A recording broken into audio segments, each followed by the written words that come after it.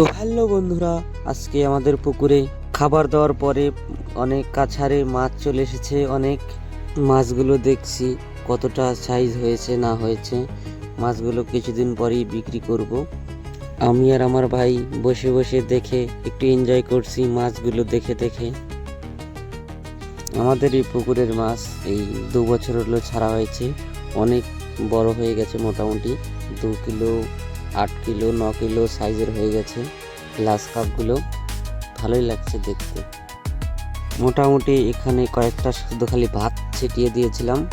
ভাত ছিটিয়ে দেওয়ার পরেই মাছগুলো পাগলের মতন খাওয়া দাওয়া করছে।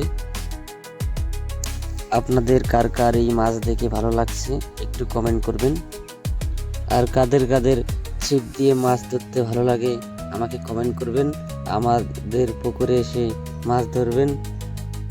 আমি মনে মনে ভাবছি এখানে একটা ঝাঁকি জাল খেয়াও দিয়ে পুরো সম্পূর্ণ মাছগুলো তুলব, কিন্তু না বাড়িতে যে আমি বললাম যে আমি মাছ ধরবো ঝাঁকি জাল দিয়ে, অনেক কাছারে মাছ এসেছে, আমি মাছগুলো ধরে নিয়ে আসি। বলে যে না, কালকে শনিবার আমাদের নিরামিষ, মাছ ধরে কি হবে, আজকে তো মাছ নিয়ে এসেছে। একটু বললো আর আমি মাছ ধরলাম না, ভিডিও